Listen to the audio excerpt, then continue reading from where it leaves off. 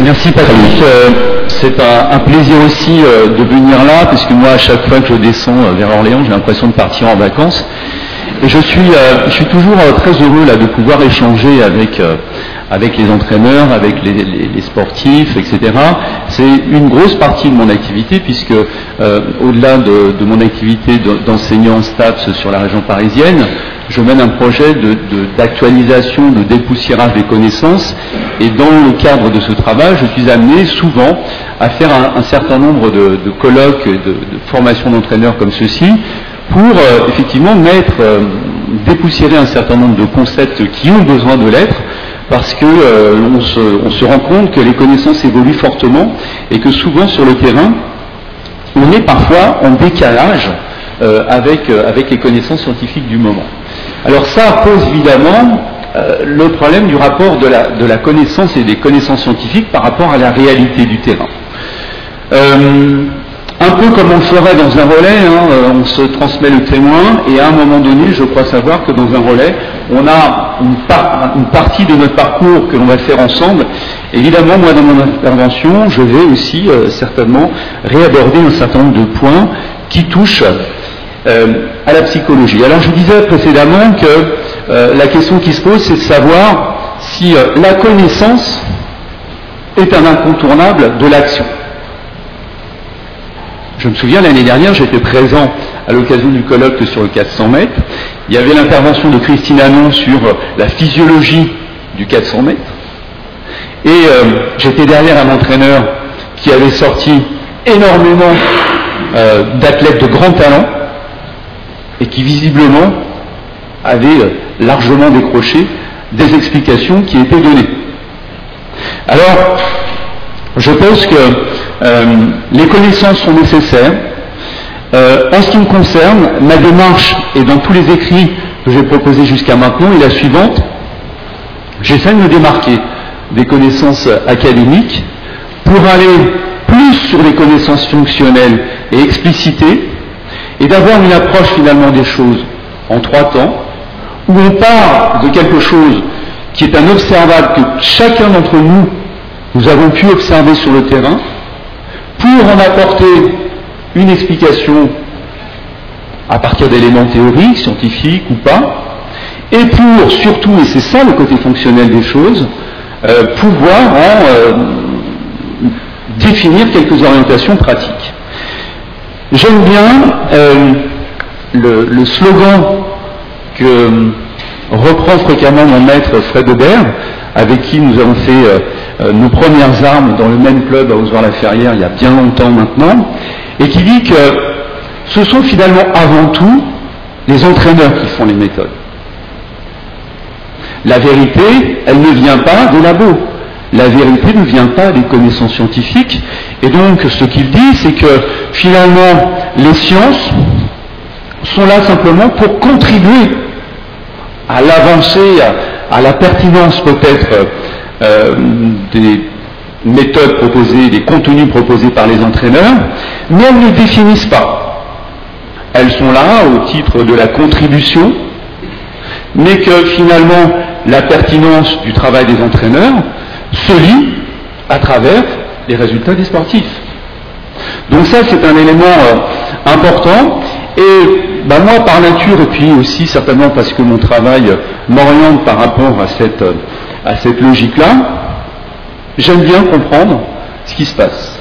J'aime bien comprendre ce qui se passe. Ça veut dire que je suis amené par rapport à mes questionnements à aller voir dans différents champs pour trouver des explications, et des explications qui bien évidemment évoluent. Alors quand on est face à de l'humain, je reprendrai un petit peu l'idée d'Edgar Morin qui renvoie à l'éloge de la complexité, eh bien traiter de l'humain, c'est forcément traiter des choses complexes avec de multiples choses en interaction. Et donc je vais transgresser un petit peu la demande initiale de Patrick, qui voulait que mon intervention soit essentiellement ciblée sur la dimension physiologique, mais ça me paraît assez réducteur d'envisager les choses comme ça, parce que finalement, je considère que les choses sont très largement en interaction. La physiologie, la neurophysiologie et la psychologie, quelque part, nous éclairent et nous aident à prendre des décisions sur un certain nombre de phénomènes observables. Et donc, si on en revient à cette problématique des minimes, mais surtout aussi peut-être des adolescents, eh bien, on est face à une réalité complexe, certes, et on est face à un vrai problème, mais nous ne sommes pas les seuls à avoir un problème avec les adolescents dans les fédérations. On constate dans toutes les fédérations une baisse significative des effectifs au moment du passage de l'adolescence. Donc on parle des minimes, mais les minimes on les a. Le problème c'est qu'on n'arrive pas à les garder la plupart du temps, en termes de masse, j'entends, dans la catégorie des cadets. Donc c'est bien qu'à un moment donné, il y a quelque chose qu'on ne sait pas faire. Il y a un décalage certainement entre les aspirations certainement de ces adolescents et les propositions des uns et des autres sur le terrain.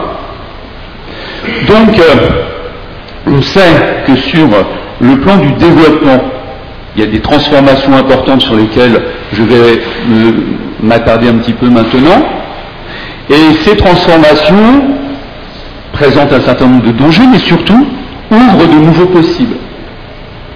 Et malgré ces énormes possibilités qui se mettent à jour à ce moment-là, eh bien on constate ces difficultés et ce peu de filles, par exemple, que l'on trouve dans les crosses, dans la catégorie cadette junior, qui nous ont conduit à rapprocher les deux catégories pour faire une seule et même course, mais néanmoins, on a un vrai problème avec la catégorie cadet, on a un vrai problème avec la catégorie cadette encore plus, bien évidemment, et là aussi je vais revenir sur le problème particulier évoqué par Marc tout à l'heure, notamment sur les filles. Alors, la première des transformations, et celle-là, elle est extrêmement sensible, extrêmement visible, elle renvoie au problème de croissance, avec un pic de croissance dont la transformation se situe autour d'une dizaine de centimètres. Une dizaine de centimètres en un an, un peu plus pour les garçons, un peu moins pour les filles, et avec des différences significatives entre les individus.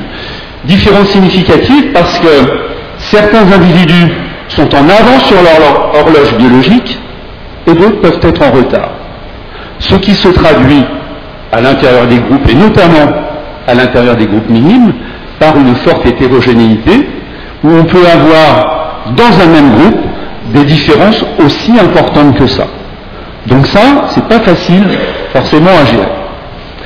Cette croissance, au-delà de ces différences de maturité, elle va poser un certain nombre de problèmes physiques. Parce que la croissance accélérée du squelette est tellement rapide qu'elle va prendre de vitesse les adaptations du système neuromusculaire et tendineux.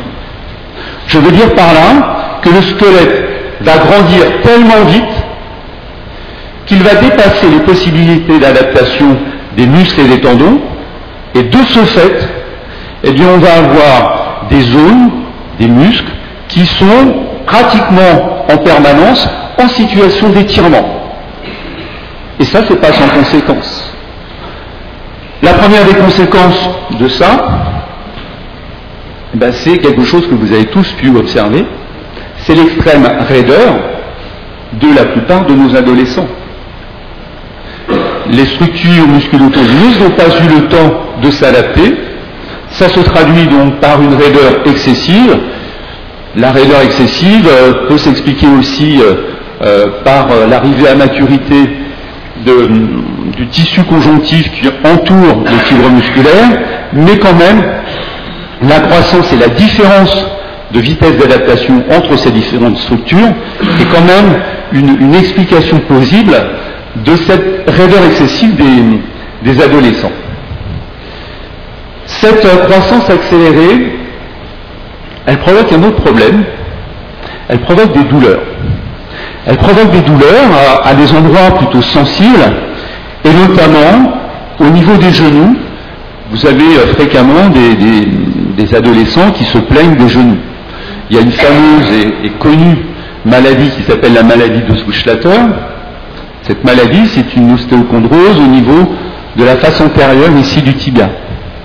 Et donc, cette maladie de Schweitzer n'est finalement que le résultat de ces tractions répétées dues à ce décalage de vitesse de croissance, et certainement aussi dû aux sollicitations excessives au niveau des genoux.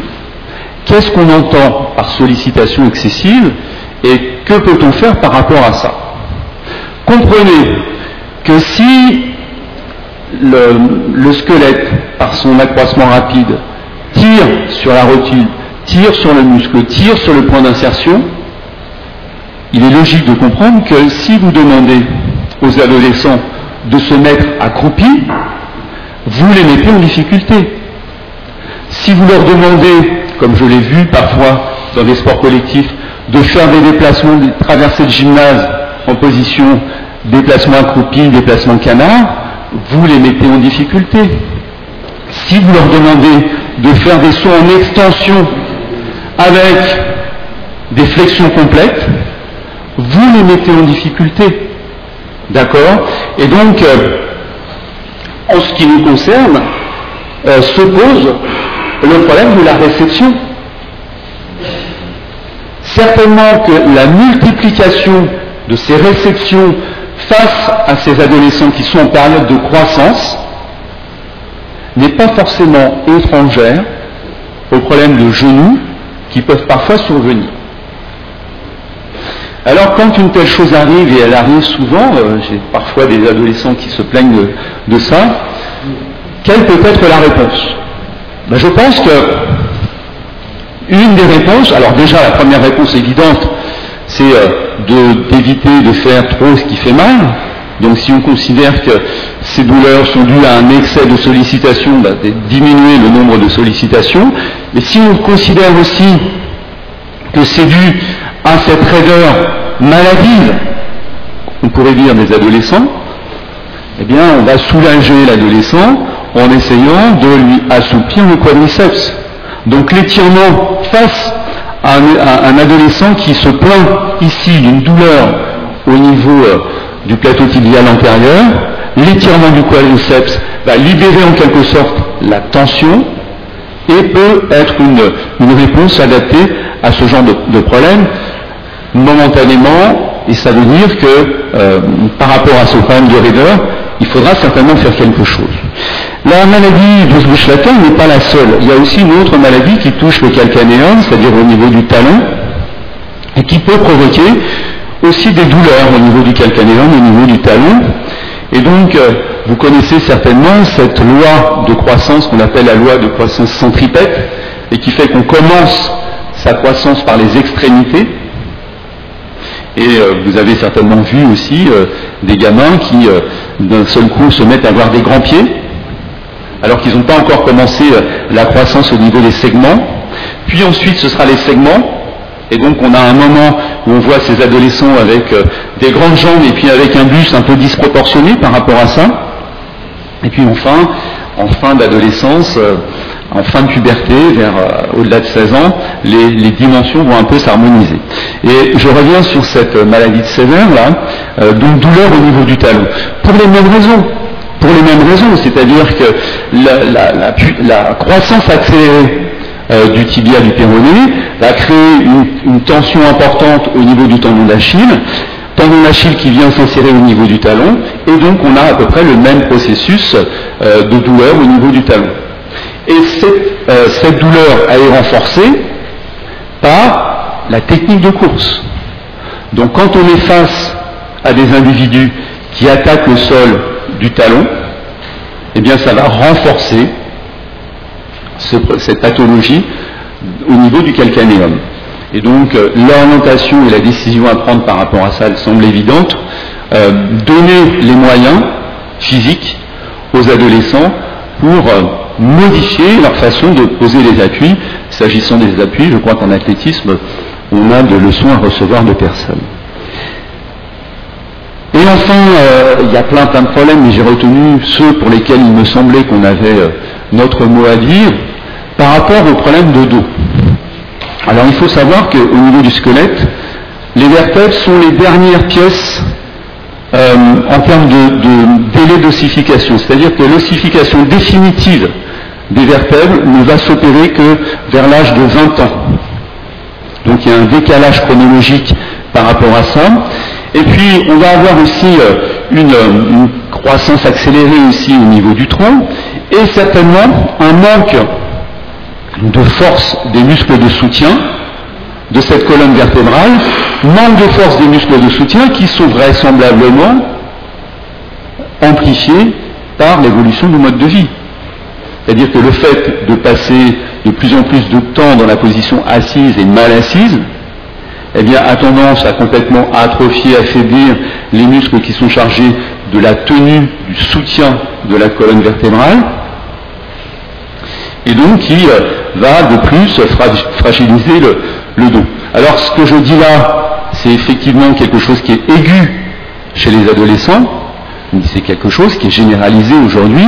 On sait qu'il y a beaucoup de personnes qui ont des problèmes de dos, et les problèmes de dos ont certainement quelque chose à voir avec l'évolution des modes de vie, et donc par rapport à ça, on a forcément, nous entraîneurs d'athlétisme, une réponse à apporter. Et donc par rapport à ces problèmes de croissance, en termes d'application pratique, je pense que de façon simple, il paraît évident qu'il va falloir avoir une action sur la souplesse. L'objet aujourd'hui n'est pas de savoir comment on améliore la souplesse, mais sachez que les étirements, la place des étirements dans le cadre d'entraînement a fait l'objet de nombreux débats, donc je pense que vous avez pu suivre les différentes étapes et éléments, mais en tout cas je reste persuadé que la souplesse est une qualité physique à développer, et particulièrement au moment de l'adolescence. Il faut, autant que possible, ménager les genoux. C'est-à-dire, à la fois, peut-être limiter les flexions complètes avec des mouvements qui font que la charge est beaucoup plus importante que si on est en statique. D'accord ? Et puis, ménager les genoux, c'est certainement aussi, et je pense que Olivier en parlera peut-être tout à l'heure, ménager les genoux, c'est rendre ces genoux beaucoup plus stables par un renforcement musculaire et certainement par un développement de la sensibilité proprioceptive qui est chargé d'assurer la stabilité des articulations. Renforcer le dos, rééduquer les placements de dos, etc. En matière de renforcement musculaire, il y a un temps pour tout, mais je ne trouve pas aberrant qu'on puisse, dès le plus jeune âge, concevoir le travail de musculation, concevoir le renforcement musculaire. Reste à savoir ce que l'on met derrière ça. Je pense que le temps de la catégorie minime est certainement le temps de l'apprentissage des placements, et déplacement du dos, et déplacement du bassin. Et ça, c'est quelque chose d'important parce que le bassin, j'aime bien reprendre la formule, encore une fois, de Frédéric Aubert, qui disait que c'était une charnière à géométrie variable. C'est-à-dire qu'on sait très bien qu'en athlétisme, pour courir de façon efficace, notamment en cycle avant, on a besoin de mettre le bassin en rétroversion. Mais à côté de ça, dès qu'il s'agit de protéger son dos par rapport à une demi-flexion, par rapport au port d'une charge, etc., il faut impérativement sortir de cette position de rétroversion. Il faut passer en antéversion, demander à un adolescent de s'accroupir. Si vous n'avez pas éduqué cette capacité à modifier la position de son bassin, eh bien, il va s'accroupir comme ça. Et là, au niveau du dos, il y aura de gros problèmes. J'en profite aussi pour vous rappeler que quand on a soulevé une charge sur un demi-squat, c'est un raccourci de dire qu'il faut mettre le dos droit. Le dos, en réalité, n'est pas complètement droit. La solidité de la colonne vertébrale est proportionnelle au nombre de courbures, et elle sera plus solide si on sort le bassin que si on reste en position neutre. Bien. La proprioception. Alors pourquoi la proprioception? Parce que cette croissance accélérée, elle va poser d'énormes problèmes à l'adolescent quant à sa motricité.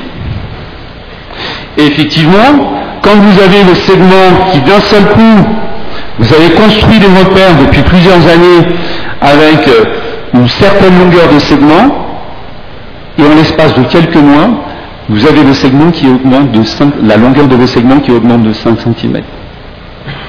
Vous avez certainement pu noter l'extrême maladresse des adolescents, eh bien parce que là aussi, par rapport à la motricité, par rapport à leurs repères proprioceptifs, ils n'ont pas encore eu le temps de construire les nouveaux repères relatifs à ces transformations. Et donc, les aider à reconstruire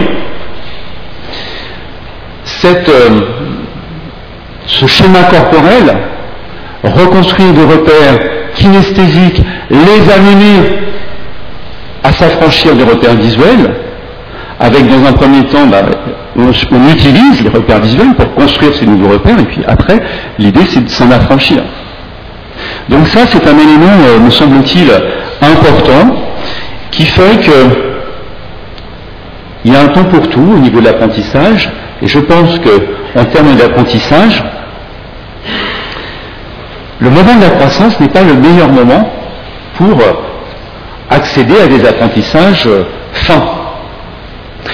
Problème des filles, maintenant. Alors, dans les transformations associées à l'adolescence, et particulièrement pour les filles, il y a des transformations liées à l'apparition des caractères sexuels secondaires. C'est pas sans conséquence sur la performance physique. La première des conséquences, c'est une modification, bien évidemment, du taux de masse grasse. Et vous savez tous que la VO2 max est référée au poids de corps. Ce qui veut dire que si on augmente son poids, la VO2 max diminue. Et donc, il n'est pas rare, pour ne pas dire systématique, quasiment systématique, de voir chez les filles une baisse significative d'une dizaine de points de la VO2 max. Simplement du fait de l'apparition de ces caractères sexuels secondaires, on a une augmentation de la masse grasse, et donc on a, par voie de conséquence, une baisse du VO2 max. De 50 millilitres par kilo par minute, on peut souvent passer à 40. Donc baisse des performances sur le plan aérobie. Pas facile à vivre. D'autant que cette poussée des oestrogènes, ces transformations, vont engendrer une autre conséquence qu'on connaît moins, c'est que sous l'effet des oestrogènes, au moment de l'adolescence chez la fille, il va y avoir une modification du seuil de perception de la douleur. Mais attention, cela ne veut pas dire que les filles deviennent plus douillettes que les garçons. Loin s'en faut, et heureusement. Mais ça veut quand même dire que le même exercice va paraître plus pénible qu'il ne l'était avant la poussée hormonale. Et ça veut dire que entre l'augmentation de la masse grasse et la modification du seuil de perception de la douleur, on a là deux paramètres qui vont faire baisser les performances, qui ont de fortes chances de faire baisser les performances, et ça, on peut, en tant qu'entraîneur, rester désarçonné, déstabilisé par rapport à ça. Et si vous paraissez déstabilisé par rapport à cette baisse de la performance aérobie, la jeune fille s'en rendra compte. Si vous n'êtes pas capable d'avoir un regard bienveillant par rapport à cet élément-là, en lui disant « ce qui t'arrive, c'est normal, je m'y attendais, voilà ce qui se passe ». On va continuer à travailler, on va dépasser ça. Mais il y a forcément une explication, et il faut que vous soyez capable, je pense, d'apporter ces éléments d'explication par rapport à cet état de fait. Chez les garçons, eux, c'est complètement différent.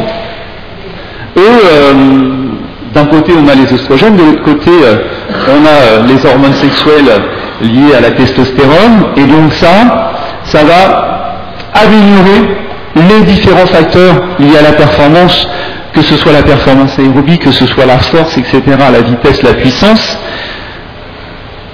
Et autour de ça, et certainement d'un point de vue aussi psychologique, mais je pense que les hormones ne sont pas étrangères à cet état de fait, va y avoir une forte demande autour des activités virilisantes.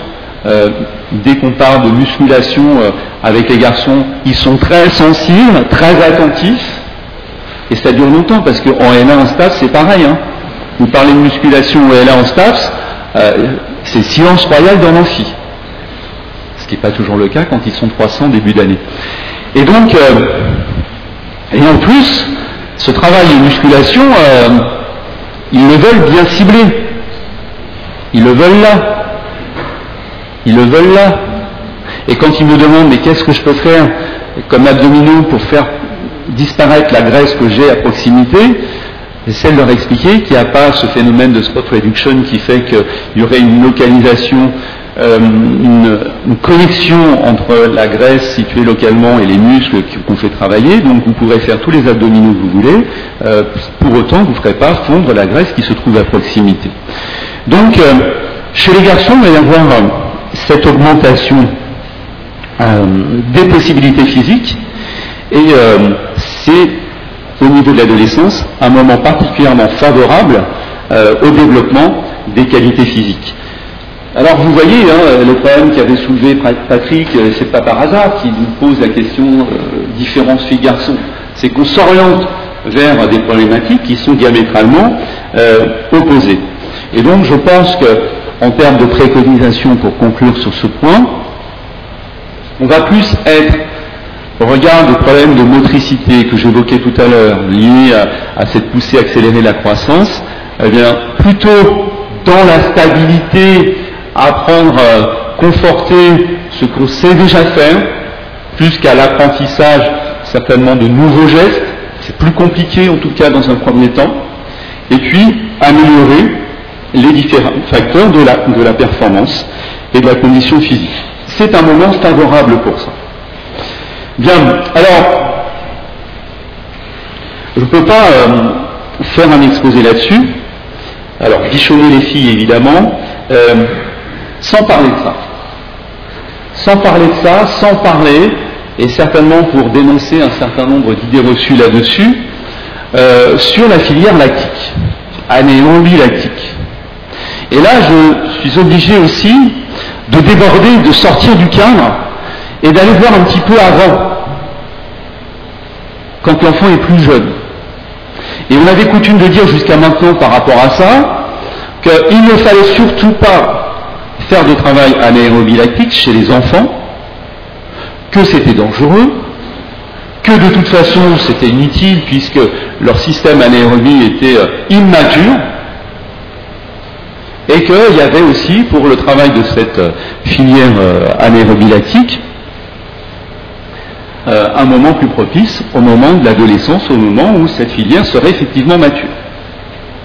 Et là, depuis une dizaine d'années, mais nous, il y a moins longtemps que ça qu'on le sait, mais depuis une dizaine d'années, il y a des travaux, il y a eu aussi des moyens d'expérimentation nouveaux qui ont permis de faire évoluer les connaissances là-dessus.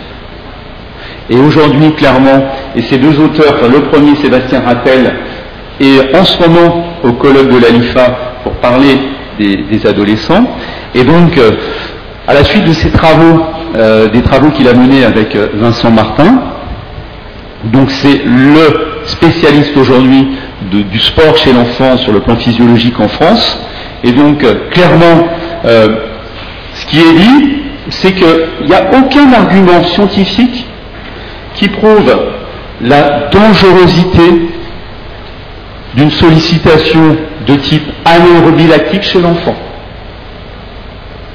La question, c'est de savoir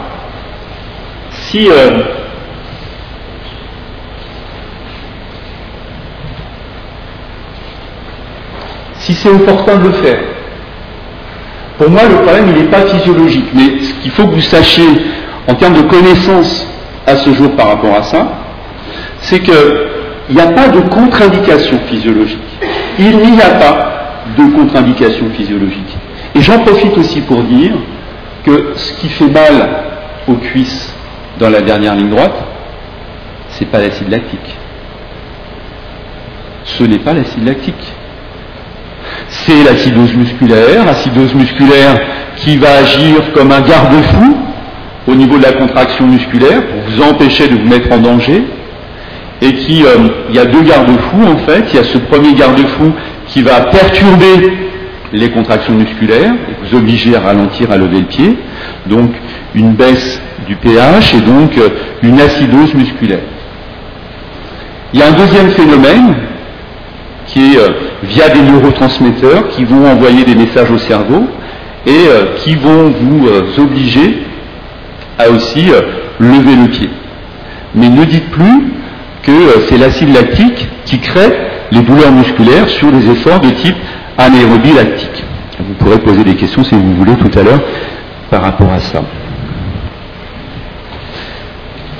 Alors, juste ce petit schéma qui vous montre la différence de contribution des différentes filières énergétiques et la différence entre l'enfant en blanc et l'adulte en noir. Et vous avez là les trois filières énergétiques, anaérobie lactique, et puis la filière aérobie. Et on constate qu'il y a des différences plus ou moins significatives entre les adultes et les enfants sur la mobilisation pour un effort donné de la filière alactique. On constate qu'il y a une différence au profit de l'enfant sur la mobilisation de la filière aérobie. Mais par contre, au milieu, c'est là, sur la filière lactique, c'est là que la différence est la moins sensible. Donc, le problème n'est pas un problème physiologique, le problème est plus, à mon avis, un problème d'éthique et peut-être un problème pédagogique. Pourquoi finalement presque les enfants, les adolescents sont presque plus à l'aise face à un effort de type lactique? Eh bien, c'est parce que déjà leur récupération, leur capacité de récupération est meilleure. Première chose. La capacité de récupération est certainement meilleure parce que leur possibilité de ventilation est plus importante. De ce fait, ils éliminent plus rapidement l'acidose musculaire. Il y a, contrairement à l'adulte, enfin au regard de l'adulte, une meilleure tolérance à l'effort. Et ce que je dis là n'est pas en contradiction avec ce qui se passe chez les filles. C'est pas parce que l'effort devient plus pénible qu'elles n'y vont pas forcément. Et elles le supportent quand même mieux. Et puis, il y a un problème de motivation. Peut-être qu'il y a certains types d'efforts de type anaérobie lactique qui, dans leur construction, sont mieux acceptés que des efforts continus. Il y a eu de nombreux travaux par rapport à ça, notamment certains qui sont parus dans la revue EPS et qui laissaient apparaître chez les enfants que l'enfant, clairement, déclare qu'il préfère les exercices intenses et intermittents. Les adolescents, c'est pareil. Vous avez certainement tous pu constater qu'il est plus facile de faire des efforts intermittents et même intenses que des efforts continus. Et donc, à partir de là, je me pose la question de la pertinence des efforts lents, longs et continus. Surtout par rapport à ce public d'adolescents qui a un vrai problème au regard de la motivation. Alors on sait, sur le plan physiologique, l'intérêt on sait l'intérêt d'un tel type d'effort dans le cadre de l'entraînabilité de la filière aérobie. On sait ce qui se passe au niveau d'une stimulation d'une hormone déterminante sur le fonctionnement de cette filière aérobie. Vous avez certainement entendu parler de l'AMPK, Activated Metabolic Protein Kinase. C'est une enzyme clé du métabolisme aérobie qui est sollicitée simplement sur des efforts de faible intensité Et cette mobilisation, cette stimulation de cette hormone va trouver des terrains d'application extrêmement féconds sur des effets plus intenses par la suite. Bon, au-delà de ça, je me demande vraiment si il est pertinent de proposer des efforts lents et continus à des adolescents au regard, pas de problèmes physiologiques, mais au regard de problèmes psychologiques. Et donc pour terminer, je reviens un peu sur des dimensions psychologiques. Il y a des particularités physiologiques, il y a des particularités psychologiques, et le contenu c'est une chose, la façon de faire passer ce contenu est une autre chose. Et certainement des façons de procéder plus ou moins acceptables, qui pouvaient être acceptées malgré tout à un certain âge, ne le seront certainement plus à un moment donné, au moment de l'adolescence. On dit que l'adolescent est un rebelle, on dit qu'il se construit contre, dans les deux sens du terme, en s'opposant et en s'appuyant, mais des pédagogies à la Philippe Lucas seront, à mon avis, difficiles à faire, à nous faire atteindre cet objectif de favoriser le maintien des jeunes et du plus grand nombre dans la persistance de l'activité en cadet, junior, etc., si on leur parle mal. Effectivement, l'adolescent a besoin d'être respecté, et évidemment, l'adolescent et l'adolescente en particulier a besoin de convivialité. C'est une dimension qui est extrêmement importante pour eux. Alors, je vais passer très vite sur cette dimension parce qu'elle reprend un peu ce qu'a dit Marc tout à l'heure, mais pour autant, le temps des transgressions, la volonté de prise de risque, ce pétage de plomb incontrôlable, etc., moi, au-delà de l'observation qu'on a tous pu faire, j'ai cherché à savoir, mais est-ce qu'il n'y avait pas des éléments significatifs qui permettaient de comprendre ce phénomène, de l'expliquer? Alors certes, il y a des transformations sociales, il y a des transformations liées à des transformations physiques, mais il y a d'autres choses que nous enseignent les neurosciences. Et pour comprendre ce qui se passe, je vais vous raconter une histoire qui se passe en 1850 aux États-Unis et sur un chantier de chemin de fer aux États-Unis. On est en 1850, on a un contremaître qui s'appelle Phineas Gage, qui est quelqu'un d'extrêmement apprécié par ses collègues, un meneur d'hommes, quelqu'un qui est toujours souriant, etc. Et qui un jour, à la suite d'un accident sur le chantier, il y a une explosion, il se prend une barre qui passe sous l'œil, comme vous le voyez là, et qui lui traverse la partie avant du crâne. De façon très étonnante, il s'en sort sans quasiment aucune séquelle. Il reprend son travail quelques mois plus tard,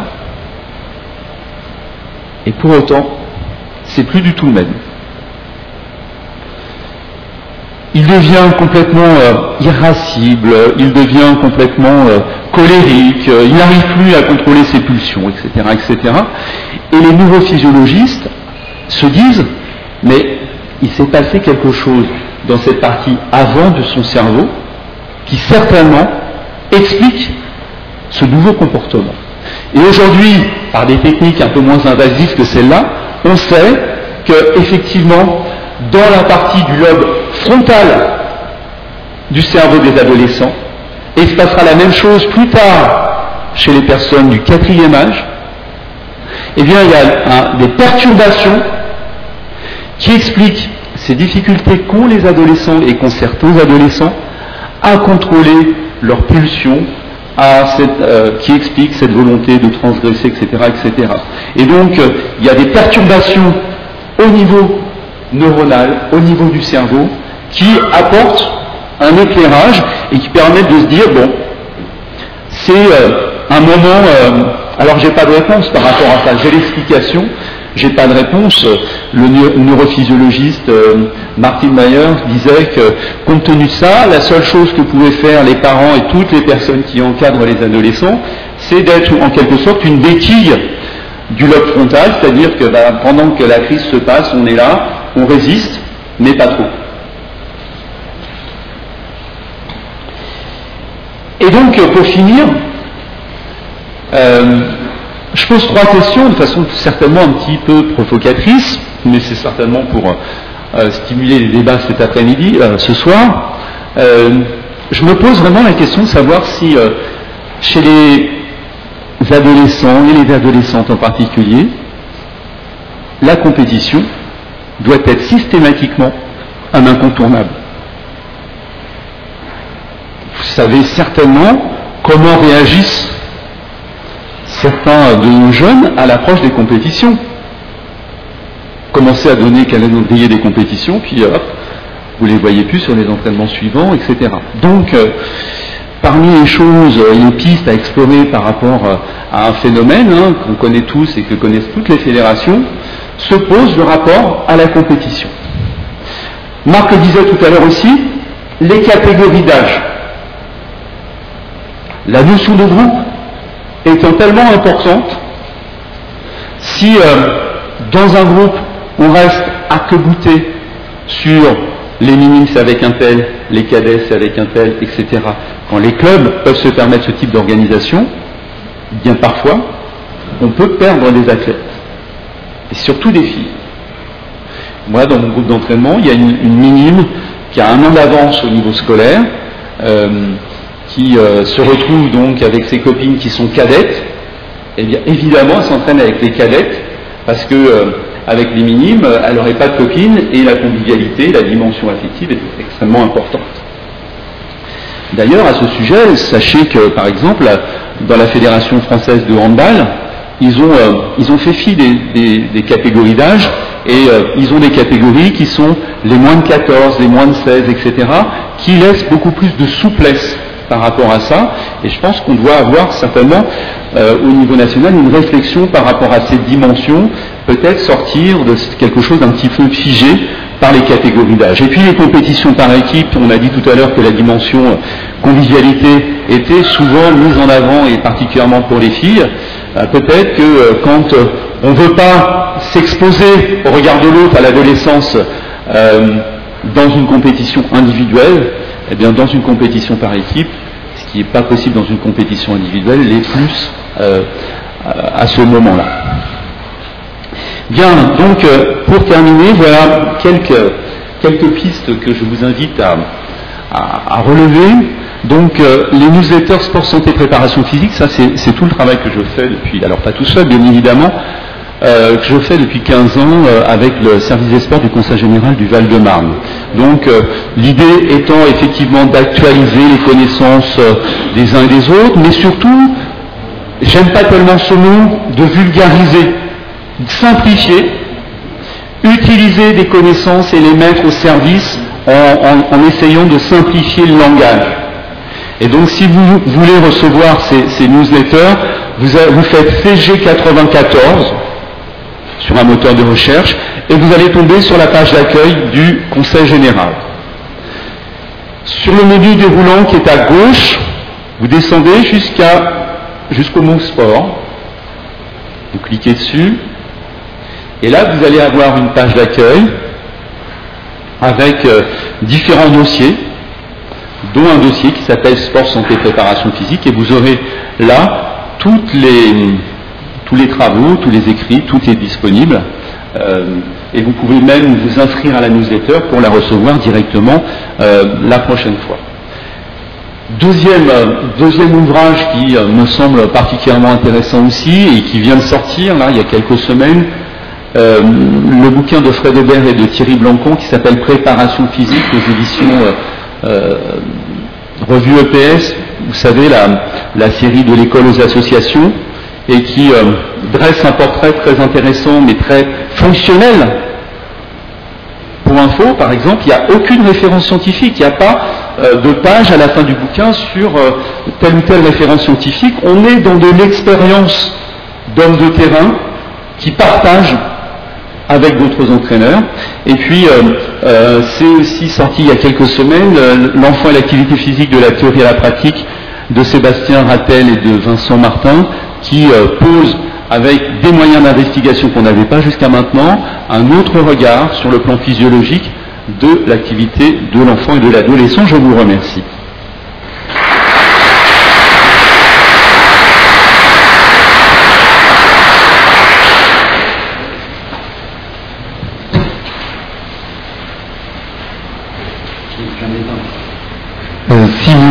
Alors, quelques petites questions, tout de suite.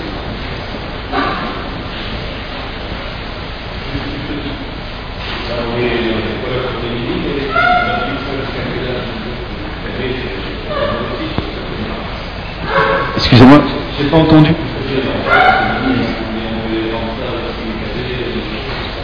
Ouais, je pense, oui. Oui, là, on a circonscrit à la catégorie minime. Moi, j'ai volontairement dépassé aussi bien d'un côté que de l'autre, parce que ça, c'est évidemment un peu artificiel, hein, je pense. On parlera ce soir. Sauf. Oui. Bonjour. Alors, pour ma part, je suis entraîneur en cadet au rugby. Vous avez parlé qu'il y a un moment quand l'entraînement est de moins en moins de jeunes. Pour ma part, enfin à l'approche des compétitions, pour ma part au rugby, j'ai un phénomène un peu inverse. C'est-à-dire que quand j'ai pas de compétition, je vais avoir peu de jeunes et une ou 2 semaines avant un match, je vais avoir une affluence par record, ou presque. Et j'ai un peu la même chose avec les saisons. Il fait beau, j'ai des jeunes, il fait moins beau, j'ai les plus fidèles, on va dire, contrairement peut-être à d'autres sports où c'est l'inverse. Donc je ne sais pas si c'est spécifique au rugby ou si c'est un phénomène de groupe ou simplement un problème. D'accord. Alors, la première chose, sur le plan de la météo, on a les mêmes soucis, hein, bien évidemment. On est dans une activité qui se déroule à l'extérieur, et quand il fait beau, c'est plus facile que quand il fait froid. Ensuite, sur la dimension collective, alors moi je dis souvent que l'athlétisme est un sport individuel qui ne s'exprime véritablement que dans sa dimension collective, mais pas forcément pour faire une compétition, mais pour être à l'entraînement, on a besoin des autres, on est bien content de ne pas être seul quand les entraînements, enfin sur tous les entraînements et particulièrement quand ils sont difficiles. Alors après, sur la notion dans un sport collectif, je pense que les choses sont un peu différentes. Justement parce qu'il y a c'est une compétition par équipe, la prestation individuelle est moins prégnante, il y a aussi le fait que il y a cette sélection, on veut être au match, c'est valorisant, et moi j'ai quelques anecdotes assez criantes par rapport à ça. Le fait d'être sélectionné ou pas, ça a des conséquences très importantes sur l'avenir. C'est-à-dire que moi j'ai eu quelques discussions avec d'anciens sportifs, notamment les papas d'athlètes là, qui disaient moi quand j'étais jeune, j'ai fait tel sport collectif avec ballon, et quand il était rond, et une fois j'étais sur le banc, 2 fois j'étais sur le banc, la 3e fois j'ai arrêté de venir. Et donc, le problème qui se pose, il est effectivement, je te l'accorde, complètement différent de ce que nous, on peut rencontrer en athlétisme. Et le problème qui se pose pour garder, par exemple au football, eux, ils sont obligés de faire des sélections. Et on sélectionne qui? On est dans le milieu fédéral sur une logique de résultat, une logique compétitive, et donc on ne garde que les meilleurs, pas forcément ceux qui ont participé aux entraînements, et l'avenir de ceux qui ne sont pas sélectionnés, c'est quand même difficile, c'est-à-dire qu'il y a des jeunes non sélectionnés qui vont vivre ça relativement mal, et je pense que quand c'est possible, c'est bien de pouvoir avoir une équipe 2 ou de trouver un moyen de substitution pour que le fait de ne pas être sélectionné soit pas pris trop comme un échec, quoi. Mais bon, évidemment, la problématique dans les sports collectifs, et en foot plus qu'ailleurs, même si là c'est du rugby, est différente. Après, je crois que l'individu le cadre a un rôle central par rapport à ça. C'est-à-dire que, malgré les grandes généralités que j'ai évoquées là, on va avoir tout un tas de cas particuliers où on se retrouve dans une situation complètement différente, et cette situation différente, eh bien, elle est certainement due, pour une bonne part, au rôle central que joue l'entraîneur en tant que catalyseur d'une dynamique collective. Donc si ça se passe très bien, veille à ce que ceux qui ne sont pas sélectionnés puissent trouver un autre motif de contentement.